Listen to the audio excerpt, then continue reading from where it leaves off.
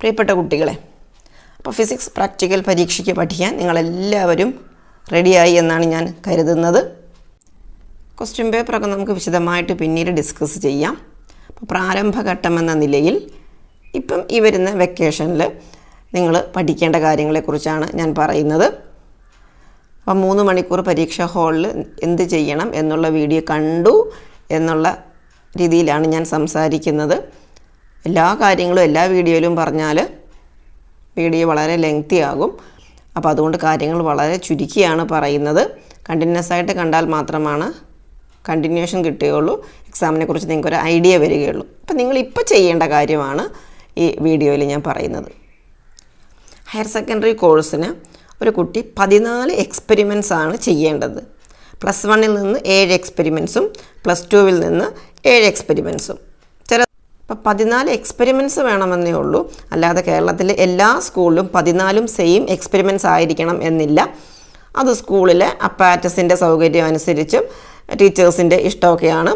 അപ്പോൾ example, helical spring എന്ന് പറയുന്ന ഒരു എക്സ്പെരിമെൻറ്റ് പഠിക്കാൻ തുടങ്ങുകയാണ്. ഹെലിക്കൽ സ്പ്രിംഗ് നിങ്ങളുടെ സ്കൂളിൽ ചെയ്തിട്ടുണ്ടെങ്കിൽ മാത്രം പഠിച്ചാൽ മതി. ഞാൻ എക്സാമ്പിൾസ് പറയുകയാണ്. നിങ്ങളുടെ സ്കൂളിൽ ചെയ്ത എക്സ്പെരിമെൻറ്റ്സ് മാത്രം നിങ്ങൾ പഠിച്ചാൽ മതി. അതും എല്ലാ ക്വസ്റ്റ്യൻസും നിങ്ങൾ പഠിക്കേണ്ട. നിങ്ങളുടെ ടീച്ചർ നിങ്ങൾക്ക് പറഞ്ഞു തന്ന ക്വസ്റ്റ്യൻ മാത്രം പഠിച്ചാൽ മതി. നിങ്ങൾ ഏത് പ്രാക്ടിക്കലാണോ ചെയ്തിട്ടുള്ളത് ആ പ്രാക്ടിക്കലുകൾ മാത്രമായിരിക്കും എക്സാമിന് നിങ്ങൾ ചെയ്യേണ്ടി വരിക. അല്ലാതെ ലാബ് മാനുവലുള്ളതോ ക്വസ്റ്റ്യൻ പേപ്പറിലുള്ള എല്ലാ ക്വസ്റ്റ്യൻസൊന്നും നിങ്ങൾ എക്സാമിന് ചെയ്യേണ്ടി വരില്ല. അപ്പോൾ ഹെലിക്കൽ സ്പ്രിംഗ് എടുത്തു. ഹെലിക്കൽ സ്പ്രിംഗ് എയും വായിക്കുക. എയും വായിക്കുമ്പോൾ നിങ്ങൾ ചെയ്ത ക്വസ്റ്റ്യൻ അതിൽ ഇപ്പോൾ ഇവിടെ ആണെങ്കിൽ to determine spring constant of the given helical spring എന്നുള്ളതാണ്. ഒരു പക്ഷേ അതിൻ്റെ കൂടെയുള്ള find the weight of the given body അതും കൂടെ ചെയ്തിട്ടുള്ള സ്കൂളുകളുണ്ടാവാം.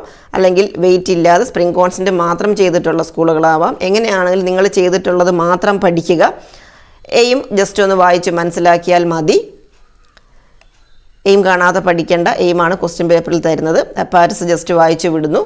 പഠിക്കേണ്ടത് തിയറി അല്ലെങ്കിൽ പ്രിൻസിപ്പിൾ. ഇപ്പോൾ ഹെലിക്കൽ സ്പ്രിംഗ് എക്സ്പെരിമെൻറ്റ് ചെയ്യാൻ നിങ്ങളുടെ എയിം ചെയ്യാൻ നിങ്ങൾ ഏത് പ്രിൻസിപ്പിളാണോ യൂസ് ചെയ്യുന്നത് ആ പ്രിൻസിപ്പിൾ ശരിയായിട്ട് പഠിക്കുക. ഫോർ എക്സാമ്പിൾ ഇവിടെ ഹുക്സ് ലോ ആണ്. ഹുക്സ് ലോയ്ക്ക് ഇതിൽ തന്നിരിക്കുന്ന സ്റ്റേറ്റ്മെൻറ്റോ അല്ലെങ്കിൽ +1 മെക്കാനിക്സ് ഓഫ് സോളിഡ്സിൽ പഠിച്ചിട്ടുള്ള ഹുക്സ് ലോയോ എഴുതാം. ഇപ്പം spring constant K = load by extension. ഇക്വേഷനിലൊന്നും മാറ്റം വരുത്താൻ പാടില്ല.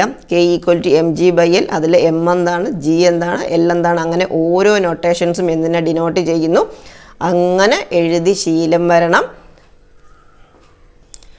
അപ്പോൾ സ്പ്രിംഗ് കോൺസ്റ്റൻറ്റ് മാത്രമാണെങ്കിൽ K വരെ മതി. ഇനി വെയിറ്റ് ചെയ്തിട്ടുള്ള കുട്ടികളാണെങ്കിൽ ആ വെയിറ്റിനുള്ള ഇക്വേഷനും കൂടെ പഠിക്കണം. വെയിറ്റ് ചെയ്തിട്ടില്ല എങ്കിൽ ഈ ഇക്വേഷൻ പഠിക്കേണ്ട ആവശ്യമില്ല. ഇനി ഇതിൽ പ്രൊസീജിയറാണ്. പ്രൊസീജിയർ ഒരു കാരണവശാലും നിങ്ങൾ പഠിക്കേണ്ട കാര്യമില്ല. തിയറി കഴിഞ്ഞാൽ പിന്നെ പഠിക്കേണ്ടത് ടാബുലാർ കോളമാണ്. ടാബുലാർ കോളം ഒരു തവണയൊന്നും പഠിച്ചാൽ കിട്ടില്ല.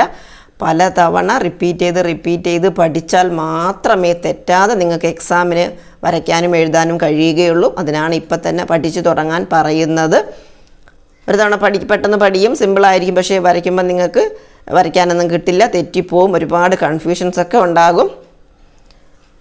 ഈ കോളം കൃത്യമായിട്ട് വരയ്ക്കാൻ പഠിക്കുക. കോളത്തിൽ ഓരോന്നിലും എഴുതിയിരിക്കുന്ന ക്വാണ്ടിറ്റി വിത്ത് യൂണിറ്റ് ഉൾപ്പെടെ പഠിക്കുക. ഈ ഫിഗർ കമ്പൽസറി അല്ല. ചില കാര്യങ്ങളൊക്കെ വരുന്ന എക്സാമിനേഴ്സിനെ ഡിപ്പെൻഡ് ചെയ്യും. ചിലർ വരച്ചോളാൻ പറയും, ചിലർ വരയ്ക്കേണ്ടെന്ന് പറയും. എന്തായാലും ഇത്ര കമ്പൽസറി ഉള്ളൊരു ഫിഗർ അല്ല ഇത്. ചില ഫിഗറുകൾ കമ്പൽസറി ഉണ്ട്, അത് ഞാൻ പറയാം.